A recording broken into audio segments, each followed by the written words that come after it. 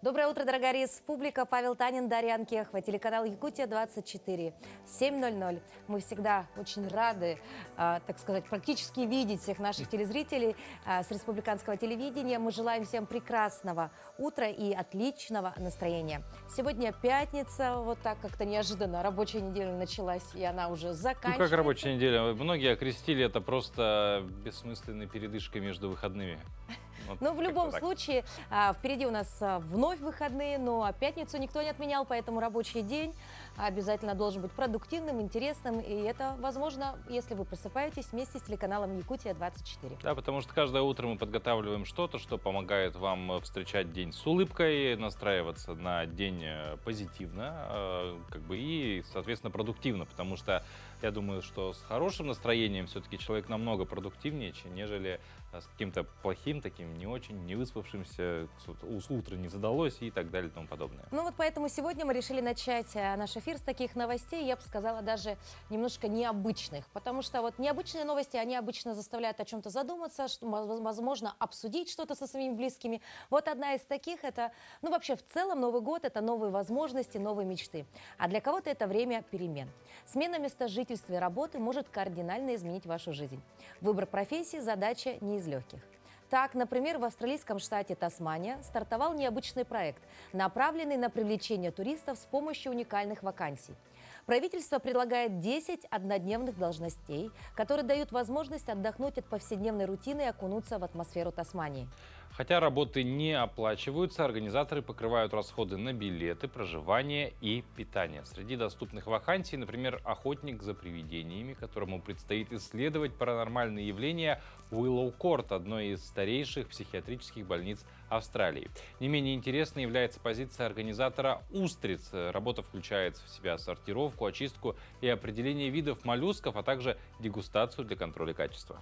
Любители техники могут откликнуться на вакансию машиниста и присоединиться к экипажу паровоза Линчфорд-экспресс. Для романтиков открыта позиция звездочета, позволяющая наслаждаться ночным небом Тасмании. Ну а среди других предложений, например, охотник за трюфелями и выгульщик вомбатов. Ну вот, Паш, вот представляешь, с одной стороны уникальная возможность, то есть это однодневная такая работа, за нее тебе не платят, но зато ты можешь расширить свой кругозор, немножко попутешествовать. Ну и, собственно, вот кем бы ты из подобных профессий стал бы? Ну, допустим, охотник за трюфелями. Зачем мне трюфели? А вот с устрицами не то? Нет. Who you gonna call? Ghostbusters, охотники за привидениями. Я бы вот. То есть ты выбрал бы вот эту психиатрическую больницу? Это уже из детства, оттуда, откуда-то, конечно. Отлично. Ну и выгульщик вомбатов, то есть их еще выгуливать надо? Да, хотя бы, да, мы еще не все даже представляем, как они выглядят. Мы вот сейчас долго спорили, а на что он похож. Пришли к единому мнению, что это что-то вроде капибары. Семейство похоже, но даже визуально они не сильно похожи. Вот такой вариант туризма, почему бы и нет. Но интересно отметить, что эти вакансии доступны не для всех, а лишь для граждан Австралии. Да. То есть хотите поразвлекаться, работайте. А почему бы нам свои вакансии в России не придумать подобное? Я думаю, мы и найдем и места, где можно и охотникам за привидениями быть, и выгульщиков, если не вомбатов, кого-то еще. Поэтому, почему бы не скреативить действительно и не предложить вот такие же однодневные вакансии? Посмотрим, как пройдет этот эксперимент в Австралии, а потом, может, и в Якутию возьмем пример. Но у нас есть такие свои новости, так сказать, про те самые любимые соленые огурчики, без которых не прошел ни один новогодний стол. Так вот, соленые огурцы с блесками – это новый тренд в интернете. Сумасшедшая мода на сияющие огурчики началась с роликов в социальных сетях. Первым красить соленья съедобными блесками начали американцы. Глиттер насыпается в банку и перемешивается, чтобы каждый огурчик окрасился. После этого блогеры делают из блестящих корнишончиков разные сэндвичи и даже зачем-то украшают ими сладкие кексы. Вот мы сейчас видим на картинке, обратите внимание, то есть вот это глиттер, добавляют его в баночку, и огурцы становятся не просто блестящими, так еще и окрашиваются в какой-нибудь интересный цвет. Я просто не могу на это смотреть, мне больно, за что? Что сделали соленые огурцы людям? Они пали жертвой вот этих бессмысленных трендов, мне кажется. Паша, тренд есть тренд, и молодежь зачастую этим пользуется, блогеры, а почему бы нет? В принципе, если не вредит здоровью, а я думаю, собственно, там нечему навредить, Ну, просто нас учили не баловаться с едой, как бы, я не знаю. Как бы для чего? Я понимаю, были вот эти игристые, да, с блестками какие-то, но они изначально так делались. Но самому брать блестки, насыпать в огурцы соленые, перемешивать. Ну, Но это как для тренд с меня это- мандарином, куда поставишь бенгальский огонь. Это тоже, по сути, такой очень интересный новогодний тренд, который, ну, как минимум, детям принес массу позитивных эмоций. Почему нет? Ну, как бы тренд тренду рознь, и все-таки нужно смотреть, мне кажется, вглубь и как бы одно от другого немножко отличать. Ну вот видишь, мы увлеклись разговором, мы немножечко подискутировали на эту тему, поэтому если вдруг вы желаете сейчас обсудить эту тему, у вас есть немного совсем времени, потому что пока мы расскажем вам о погоде. В центральных районах температура воздуха на 6 часов утра была на отметке минус 36 градусов. В Заречной группе 28-37 ниже 0. В южных 22-32 со знаком минус. В Вилюйской группе 19-22 градуса мороза. В Нижнеленских 28-31 ниже 0. В западных 18-31. В Колымо-Дигирской 26-39 со знаком минус. В Янских до минус 32. На северо-западе 24-36 ниже 0. В Якутске температура воздуха на 6 часов утра была на отметке минус 31 градус. Атмосферное давление 768 миллиметров ртутного столба. Штиль. Сегодня днем преимущественно без осадков. Температура воздуха ожидается до минус 27 градусов. Ну, от утренних новостей, которые можно обсудить за чашечкой кофе, переходим к еще одному, самому, наверное, важному ритуалу бодрого и активного утра. О том, что физические упражнения полезны для здоровья, знают все, но оказывается, утренняя зарядка полезна не только для тела, она воздействует на мозг, подобно антидепрессантам. Дело в том, что физическая нагрузка стимулирует восстановительные процессы в нервной системе и способствует выделению гормона радости серотонина. Давайте радоваться вместе, просыпаться и заряжаться позитивом на весь рабочий день вместе с нашей зарядкой. Всем доброго утра! Меня зовут Виктория, и сегодня я проведу вам комплексную зарядку на все тело. Ножки ставим чуть шире плеч, носочки у нас смотрят диагонально, гантельки перед собой или можно взять бутылочки с водой. Делаем приседания. В коленях у нас 90 градусов, колено за носочек не выходит, так ни в коем случае не делаем. Сели, встали, сели, сжали ягодички, встали. Делаем таких 16 повторений. 8, 7, 6, 5, 4, 3, 2, 1. И еще 8 повторений. Пока наши ножки отдыхают, мы поработаем на ручки, на бицепс рук. Гантельки смотрят, ладошки смотрят прямо. 8, 7, 6, 5, 4, 3, 2, 1. Следующее. Делаем 90 градусов в локтевых суставах и на добивочку наверх. 8, 7, 6, 5, 4, 3, 2, 1. И 4 полных раза. 4, 3, 2, 1. Выполняем таких 3 подхода. Сначала приседания, а затем на проработку рук. Следующее упражнение – это выпады назад с разведением рук. Ножки ставим на ширине плеч, делаем выпад назад. В коленных суставах у нас 90 градусов и в нижней точке разводим ручки наверх. Встали. 8. Встали. 7. Встали. 6. Встали. При этом соблюдаем, чтобы корпус у нас был ровный, животик подтянут. И еще 4, 3, 2, 1. И то же самое делаем на вторую ножку. Но ручки будем выводить вперед. 8, 7, 6, 5, 4, 3, 2, 1. Ложимся на коврики, на спинку. Ножки шире плеч, носочки также смотрят диагонально. Гантельки кладем под тазовые кости. И делаем подъемы таза. 8. На верхней точке мы сжимаем ягодицы. 7. 6. 5. 4. 3. 2.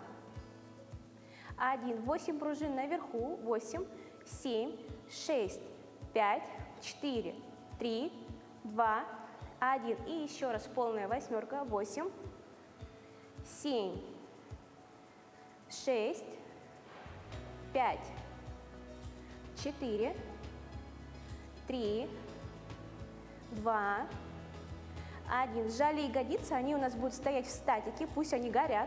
И поработаем на грудные мышцы. Ручки над грудью, в локтевых суставах слегка округлены. И делаем разведение. Выдох, вдох, выдох, вдох. 8, 7, 6, 5, 4, 3, 2, 1. Гантельки положили под тазовые кости и сделали 4 подхода на ягодички. 3, 2, 1. На этом у нас первый подход завершен. Выполняем таких 3 подхода. Наш силовой комплекс подошел к концу. Выполняйте такие упражнения, и будет у вас красивое подтянутое тело. Всем хорошего дня!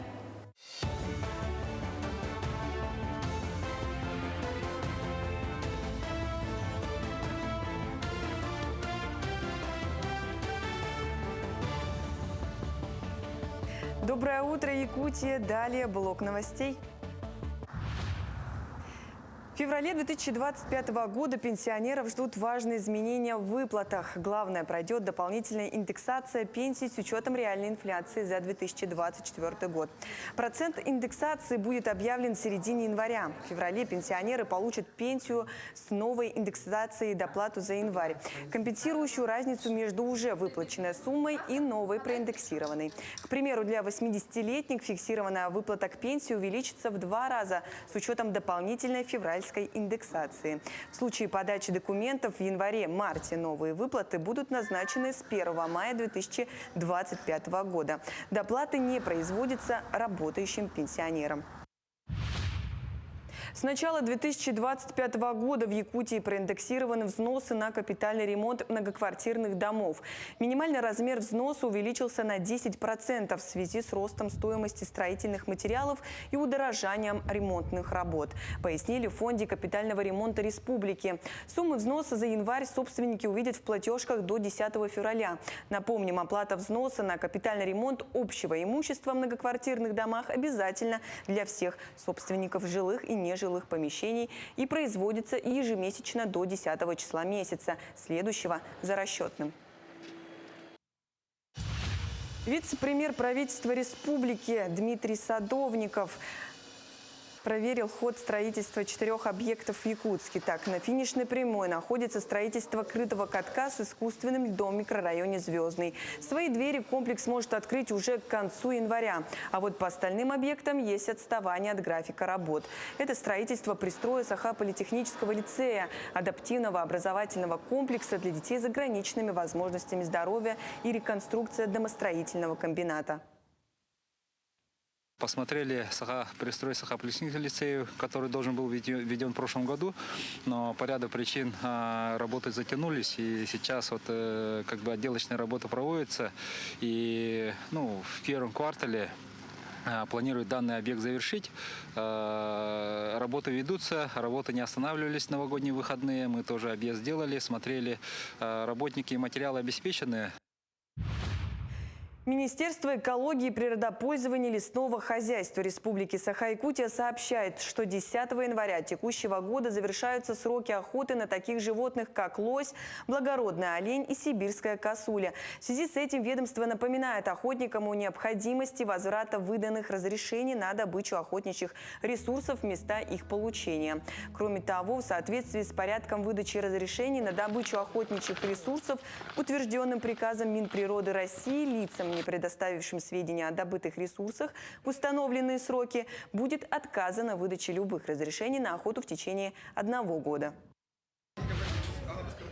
Усть-Алданский улус отмечает 95 лет со дня образования, созданный 9 января 1930 года путем объединения Барагонского, Дюпсюнского и Баягантийского улусов. Сегодня район известен своими достижениями в сельском хозяйстве и тем, что является родиной 9 героев Советского Союза и России. В рамках празднования особо чествовали ветерана Великой Отечественной войны Марию Фомину, которой в этом году также исполнилось 95 лет. Кроме того, глава улуса объявил 2025 год годом сельского хозяйства. Наступивший 2025 год наш глава улуса Василий Иванович объявил годом сельского хозяйства.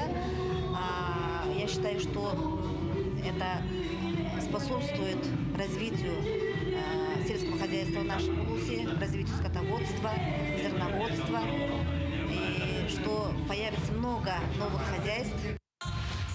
Народный ансамбль «Росинка» отпраздновал свой 40-летний юбилей красочным концертом в Ленске. Зрители наслаждались многочасовым представлением. Коллектив, в составе которого более 60 человек от 3 до 60 лет, исполнял разнообразные танцы – народные, эстрадные, детские и фольклорные. «Росинка» успешно гастролировала в 5 странах – Чехии, Венгрии, Польше, Франции и Италии, завоевав множество наград. В ноябре ансамбль планирует участвовать в фестивале в Сочи. Кроме того, в честь юбилея руководителю «Росинки» Наталье Гавриловой вручили сертификаты на 300 тысяч рублей от районной администрации.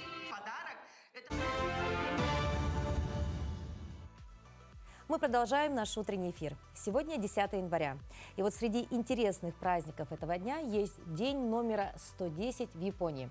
Паша, как ты думаешь, почему выбрали именно эту цифру? Возможно, кто-то или что-то, может быть, означала эта цифра? Может быть, кто-то работал под этой цифрой? Вот какие у тебя варианты? Вообще не имею ни малейшего понятия. У меня первая мысль связана почему-то с музыкой, потому что цифра 11 похожа на барабанные палочки, и, допустим, вот этот 0, он похож на основную бочку, да, барабанную, может быть, что-то связанное с барабанами, но я просто уверен, что я далек от истины. Хорошо, но есть небольшая подсказка. День номера 110 – это номер, который написан на любой общественной будке в Японии. Общественная будка... телефонная будка, телефон, да. Потому что мало ли вдруг есть общественные будки для собак. В Японии все возможно, сами мы понимаем прекрасно. Ну и, собственно, как сегодня какой-то день телефонных будок в Японии или что? Нет. В общем, 110 номер вообще начал работать в Японии в 1948 году. То есть это номер полицейской службы. И, как говорит статистика, что 9 миллионов – это такое примерное число звонков, которые ежегодно принимает номер полицейской службы 110. То есть подсчитано, что один звонок раздается примерно в 3,5 секунды. Другими словами, каждый 14 жителей Японии набирает этот номер, сообщая о происшествии и надеясь на защиту и помощь полицейских профессионалов. И вот именно этой цифре был выделен целый день в году, когда нужно отметить этот праздник. То есть в какой-то степени сегодня день полиции в Японии? Нет, именно цифра 110. Именно цифра 110, Да. но связана она именно со звонком в полицию. Да. То есть я говорю, в какой-то степени связана с Днем полиции. Ну ладно, о других интересных фактах и событиях, датах сегодняшнего дня давайте узнаем далее.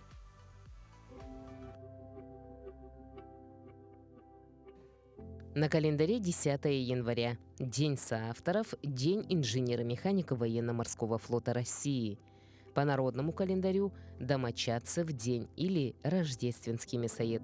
В это время начиналась пора свадеб, когда, как ни в мясоед, семьи молодых могли накрыть богатый стол для гостей. А поскольку рождественский мясоед был долгим, он продолжался до Масленицы. Времени для веселых брачных обрядов и застолий вполне хватало. Мясоед называли также «домочадцевым днем». Вся семья собиралась в доме, сообща выполняли работы по хозяйству, вместе садились за стол. Этот день напоминал о том, что семейное согласие – самое дорогое, что может быть у человека. Этот день в истории. 49-й год до нашей эры. Гай Юлий Цезарь пересек Рубикон. 1781 год. В Москве открылся Петровский театр, предтеча Большого театра. 1863 в Лондоне открылась первая в мире линия метро. 1946 год – день открытия первой сессии Генеральной Ассамблеи Организации Объединенных Наций.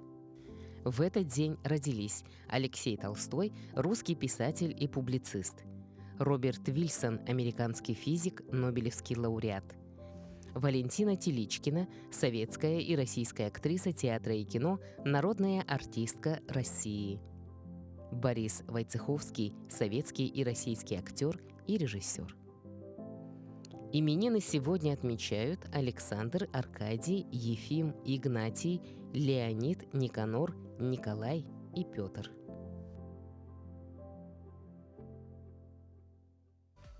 А мы немножко окунемся в прошлый год. 30 декабря завершилась республиканская дистанционная олимпиада школьников по русскому языку и литературе «Северное сияние», приуроченная к 90-летию высшего образования Якутии и 225-летию со дня рождения Александра Сергеевича Пушкина.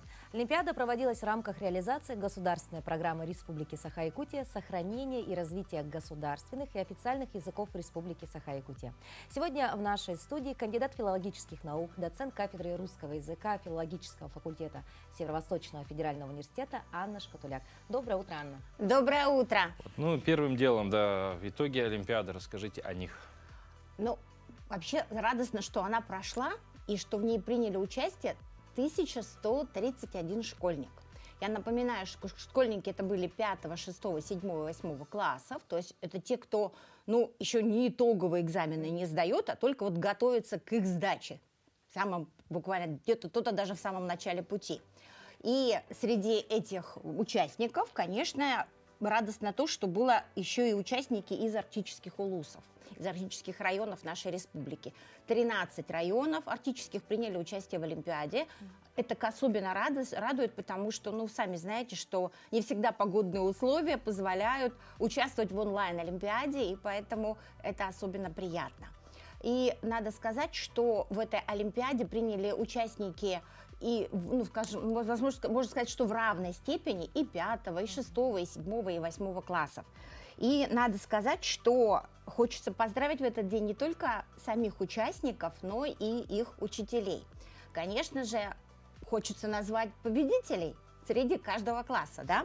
Итак, в 5 классе победителем стал Однокопылов Саша, который является учащимся городской школы. Это гимназия, центр глобального образования города Якутска. И учителем у него является Однокопылова Евгения Петровна. Мне особенно приятно, это моя коллега, да, которая... Скорее всего, мама. Скорее всего, мама, да. Я тоже так подумала, что, скорее всего, мама.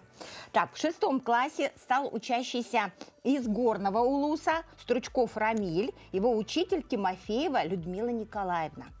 Среди 7 классов стал победитель из Алданского улуса, из города Томот, Бондарев Дмитрий, его учитель Цветкова Екатерина Ивановна. И среди 8 класса победителем стал победительницей стала, используем феминитив, Колодезникова Ювена, красивое такое имя. Она учащаяся Нюрбинского технического лицея, и ее учителями является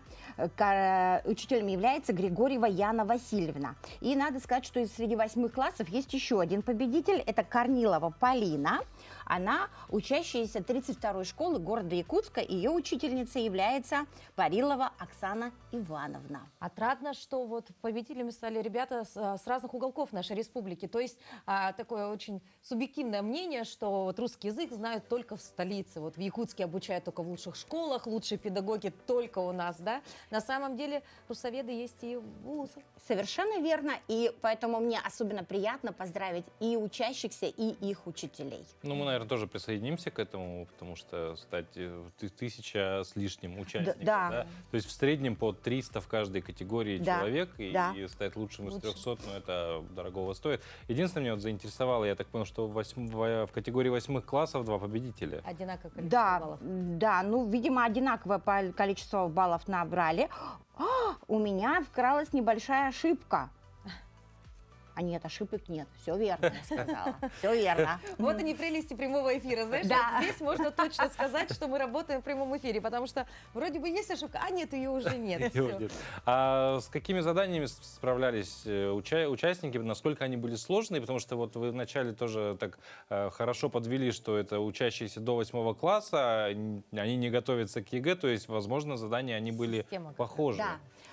Как раз вот, наверное, в тех заданиях, которые потом им помогут, если они сейчас вот с ними справятся, то потом у них проблем с ЕГЭ будут и ОГЭ будет гораздо меньше. Это задания, которые связаны с так называемым звукобуквенным анализом слова. Ну, для людей, несведущих и очень далеких от школы, я напомню, что Фонетически, да, то, как мы пишем, это мы пишем, а то, как слово произносим, это не совсем совпадает. И вот надо уметь соотнести буквы и те звуки, которые эти буквы обозначают. И не всегда в русском языке тут бывает все так просто. Пишу одну букву, а произношу другое слово. Конечно, мы далеки от английского языка с его правописанием, уж тем более от французского языка, но, тем не менее, тоже сложности у нас здесь есть. Вторая, скажем так, категория проблем, которая возникла у ребят, это произносительные нормы. То есть это наши любимые ударения, да, и произношение определенных сочетаний, опять-таки букв. Вот Да. то же самое, что мы говорили. Пишу одно, а читаю другое. Произношу другое. Что еще было? Конечно, это задание, но это всегда вот трудности вызывает. Это задание, связанное с так называемым морфемным анализом слова. Ну, вы, наверное, помните, да, из школьной программы. Я уже нет. Что слово состоит из приставки, корня, Разбор суффикса и слова. окончания. Да, разбор слова По по составу. составу, это называется морфемный анализ слова.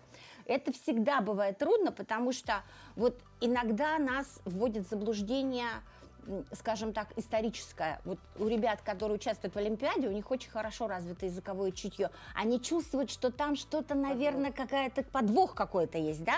И иногда вот идут в разрез, этот подвох их подводит, потому что он подсказывает им историческое строение слова. И еще, конечно, связаны эти задания со словообразовательным анализом, то есть то, как слово появилось в русском языке. Здесь тоже нас вот слово «паровозный», например, кажется, что ой, это паровоз, да?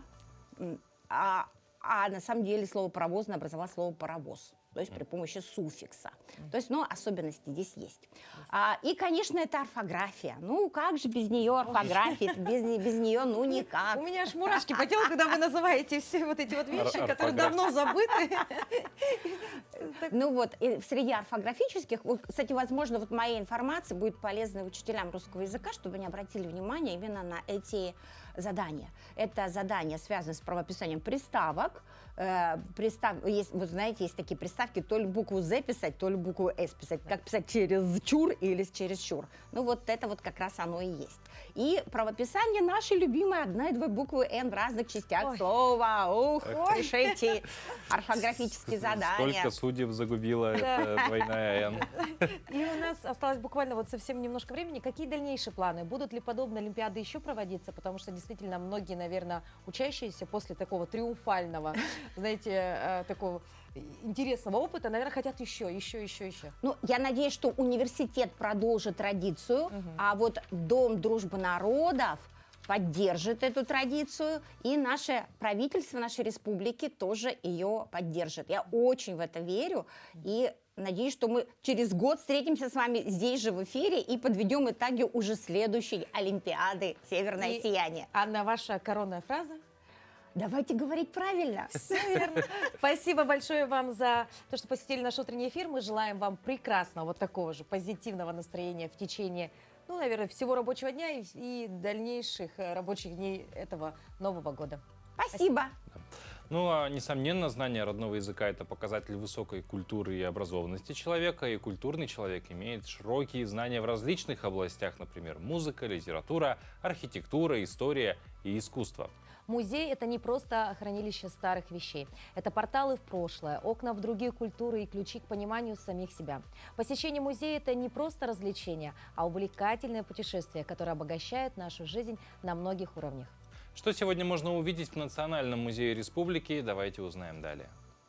Сегодня мы с вами находимся в Национальном художественном музее среди уникальных копий реконструкций древних фресок и икон, выполненных Адольфом Овчинником, удивительным художником, реставратором, который всю свою жизнь посвятил восстановлению древнерусской живописи.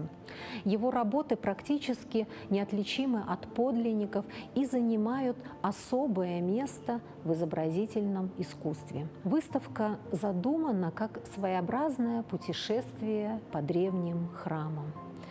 Когда вы заходите в зал, за вашей спиной оказывается его западная часть.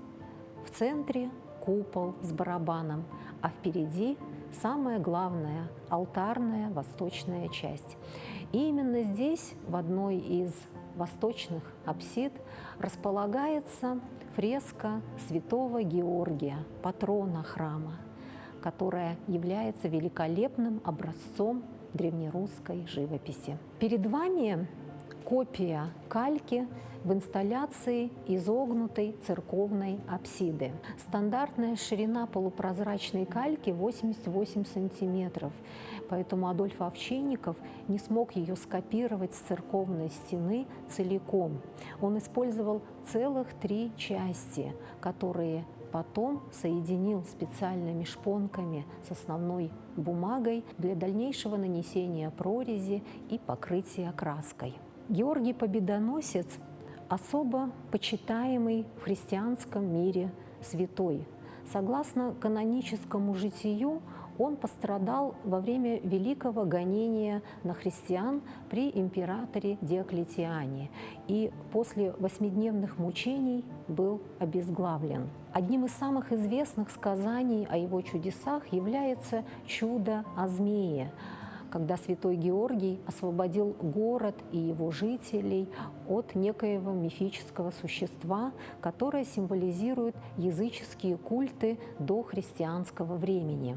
Примечательно, что на древней фреске художник изобразил не момент сражения Георгия со змеем, а его пленение и поражение. Царевна Елисава ведет его на поводке. Такое изображение достаточно редкое в традиционной иконографии. Согласно легенде, святой Георгий, осенив себя крестным знамением и со словами «Во имя Отца и Сына и Святого Духа» ринулся на змея и одолел его. Здесь развивается глубокая мысль древнего мастера о том, что одной лишь физической силой одолеть зло невозможно. И действительно, в наше время, современное, как часто мы попадаем в ситуации, когда нам не хватает физических сил, и остается уповать только на Бога и на Его великую милость. Раз уж мы заговорили о культурном человеке, то в первую очередь необходимо отметить, что культура вообще человека играет важную роль в формировании любви к родине. Ведь любовь к родине – это одно из самых сильных и глубоких чувств, которые может испытывать человек.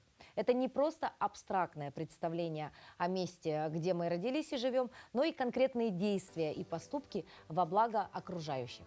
Ну, вот 2 пенсионерки из Якутска, Туяра Тумусова и Марьяна Молоткова, проделали большой путь, чтобы отметить Новый год в Сочи. Чтобы заработать денег на каникулы, они месяц отработали на вахте. Однако экологическая катастрофа в Черном море внесла свои коррективы, и якутянки решили поехать дальше, в Анапу, спасать дельфинов и чаек от мазута.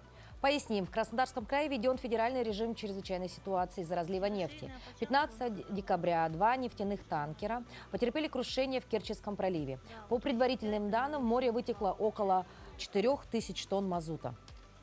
Марьяна сняла на видео, как Туяра помогает отпаивать птичку, пострадавшую от разлива нефти в Черном море. Ну и в целом вот такой работой полезной, важной, ну и даже с точки зрения, что мы должны заботиться о братьях наших меньших, ну как бы только почет, уважение и не знаю, какие еще слова прекрасные можно подобрать, чтобы охарактеризовать вот этих прекрасных женщин. Действительно, вот ты представляешь, люди поехали вроде как на морешке полежать, там в горы сходить, но И, казалось бы, еще и копили, да, то есть потратили деньги. на вахте работали. И все равно тратить его вот на такое, ну, я думаю, не каждый такое сможет Благое сделать. дело. Это прям, я не знаю, ну, будь моя воля, я бы точно какую-нибудь государственную награду за так. Просто вот понимая весь бэкграунд, да, вот Да. этой истории, точно бы Но вообще представил бы. здорово, что благодаря средствам массовой информации подобные истории освещаются. Ведь иногда именно такой наглядный пример может сподвигнуть людей к добрым и полезным поступкам. Хороший пример. Да, заразительно, так сказать. Несмотря на то, что на сегодняшний день конкуренцию прессе составляют телевидение и интернет, а газета, тем более если она имеет глубокие исторические корни, по-прежнему остается важным источником информации. Здравствуйте! Читайте в пятничном выпуске газеты «Якутия». Что изменилось в жизни якутян с 1 января 2025 года? О самых главных нововведениях вы узнаете в этом номере. Есть службы, которые стоят на страже безопасности граждан и сменяют друг друга на посту в течение всех праздничных дней. Одной из таких служб является отделение травматологии и ортопедии РБ-2. Мы решили посетить его и узнать, как врачи работают в новогодние выходные. При раскопках могилы внука Тыгын-Дархана Мазары Базекова было обнаружено еще одно загадочное захоронение подростка. О секретах погребения мальчика, жившего в 15 веке, вы узнаете из статьи Веры Макаровой. Присвоит ли звезду Героя России нашему земляку Андрею Григорьеву с позывным «Тута»? Новые подробности в его подвиге читайте в газете «Якутия». Кроме того, в пятничном номере вы сможете прочитать статьи о мастерицах, о том, как живут районные газеты, чему удивляются иностранные студенты, которые учатся в Якутии, узнать новые рецепты приготовления вкусных блюд. Читайте газету «Якутия». Всего вам доброго! Ну, а еще одним главным явлением утра является, конечно же, завтрак. Будний рацион вообще занятого человека чаще всего однообразен. Например, завтрак – это каша или яичница, на обед какой-то ланч из ближайшего кафе, на ужин то, что найдется в холодильнике. Но это такая стандартная история. В выходные дни стоит наконец-то сломать этот замкнутый круг и побаловать себя и домашних чем-нибудь вкусненьким. Временем на приготовление того или иного блюда в субботу и воскресенье предостаточно, так что можно притворить в жизнь самые смелые идеи. Да, и вот продолжим нашу добрую традицию и поделимся очередным рецептом, который идеально впишется в предстоящие выходные. Сегодня это риетта. Доброе утро, Якутск!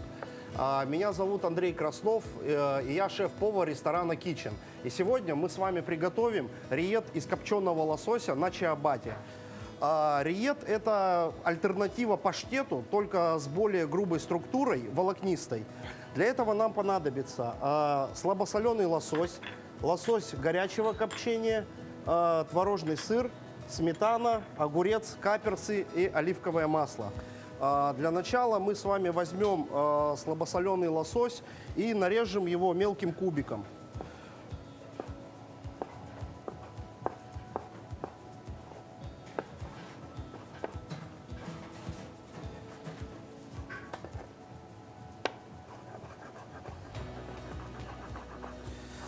Далее берем горячего копчения лосось, также его нарезаем кубиком, но в дальнейшем мы его будем разминать вилкой, чтобы как раз таки получить грубую и волокнистую структуру.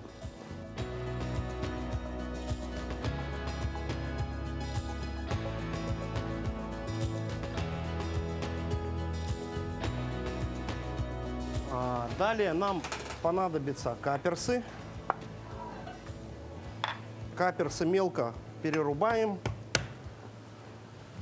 Каперсы имеют характерный вкус и запах. И он как раз-таки добавит нашему лососю пикантность и немножко приторности. Далее смешиваем все ингредиенты, которые я раньше озвучивал. Это сметана. То есть, добавляем к нашему лососю сметану, творожный сыр, оливковое масло и чуть-чуть соли по вкусу. Все это тщательно перемешиваем.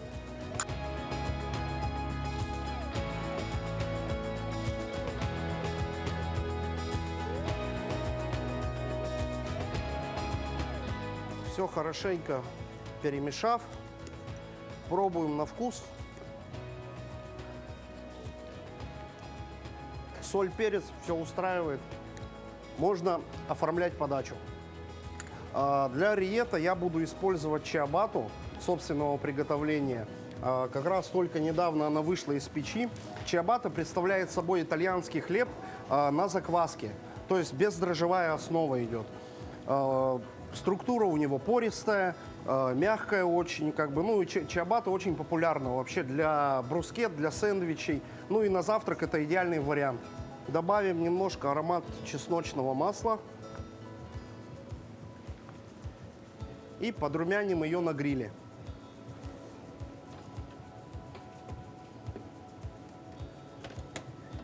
Мы подрумянили нашу чиабатту на гриле. Пахнет потрясающе чесночком. Ну и теперь оформляем все это дело.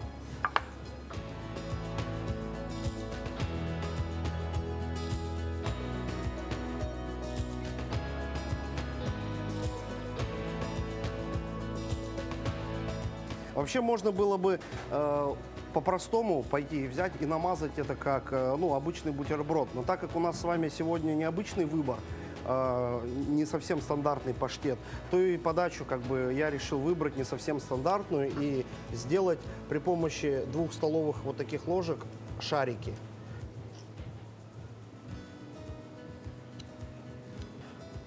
Такие слайсы можно сделать при помощи экономки, то есть, по-простому приспособление, которым овощи чистят. Просто срезаются тонкими, такими вот образом. И закручиваем. И выкладываем на хлеб. Наш риетто из копченого лосося готов. Приятного аппетита!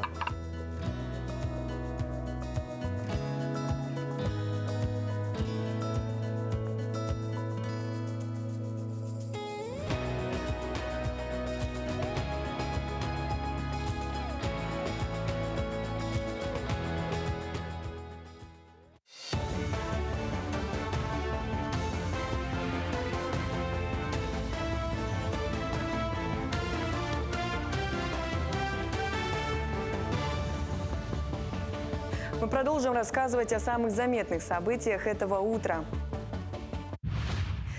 Президент России Владимир Путин проведет первое в 2025 году совещание с членами правительства, посвященное запуску 19 новых национальных проектов. Вице-премьер Александр Новак предоставит доклад о реализации проектов, охватывающих практически все сферы жизни, от экономики до экологии. На реализацию нацпроектов до 2030 года будет выделено более 40 триллионов рублей из федерального бюджета. Особое внимание будет уделяться поддержке семей и повышению рождаемости. Нацпроект «Семья», на который предусмотрено 17 триллионов рублей, включает различные меры поддержки родителей с детьми.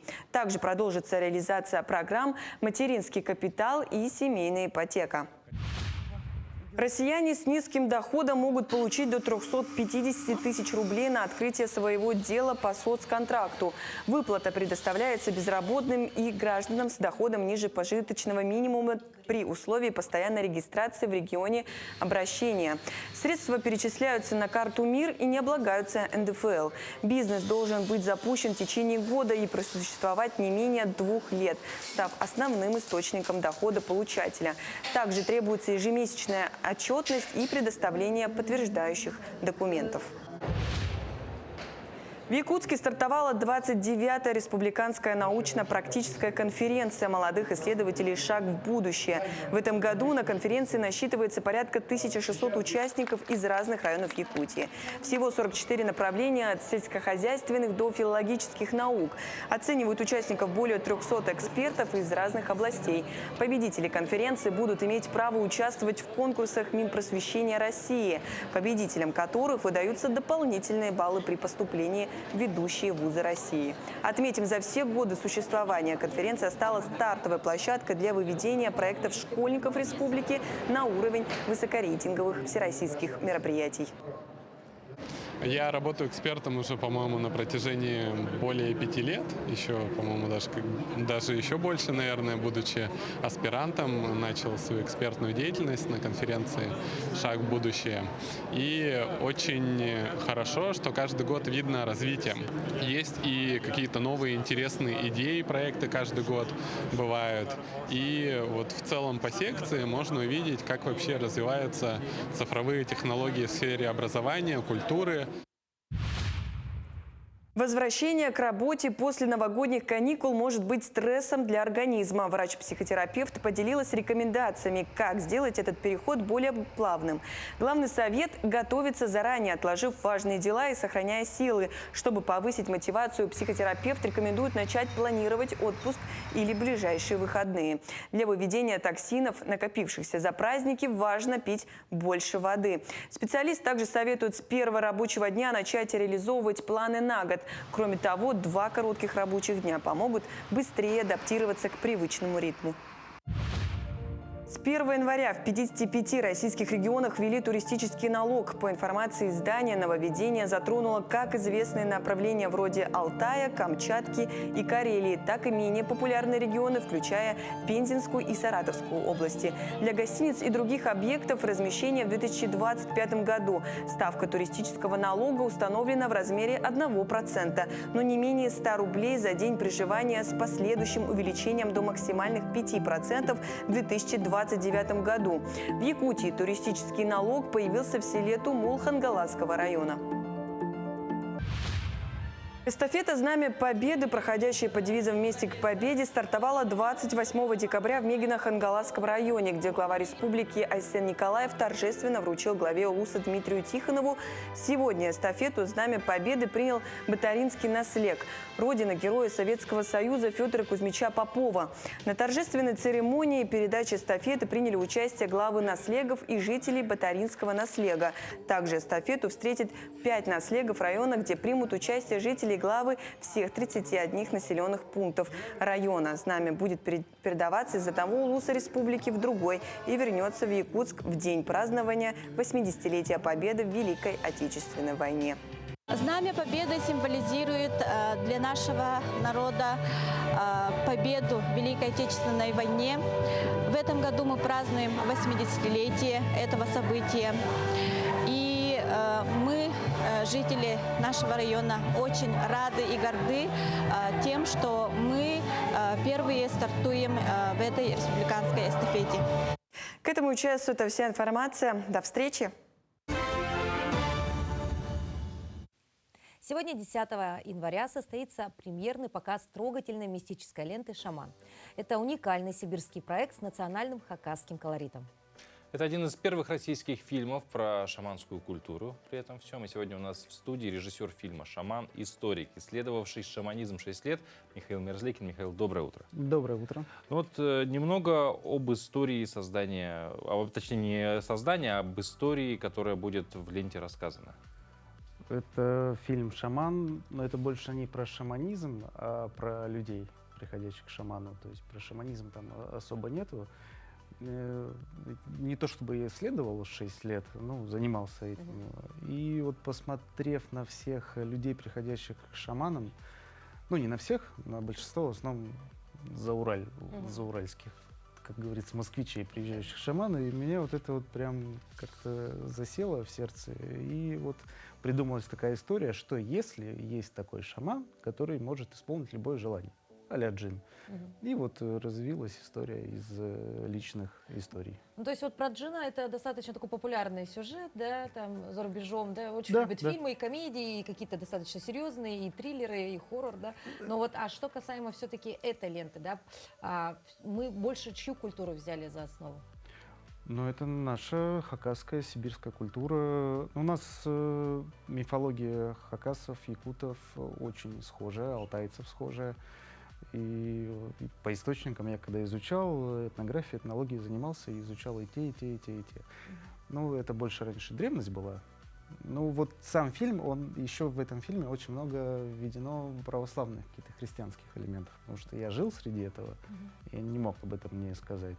И как и шаманизм, и христианство, и православие, все это вот... То есть сплетение. Да. Вообще, мне кажется, в какой-то степени это даже для мировых культур очень редкое явление, да, когда, казалось бы, несовместимые культурные вещи, они совмещаются и существуют. А когда начинаешь изучать, понимаешь, что это, в принципе, все очень похоже. А как проходили съемки? Съемки мы снимали в павильоне, построили юрту. У нас у хакасов, не знаю, якутов, по-моему, тоже, да? У нас юрты деревянные.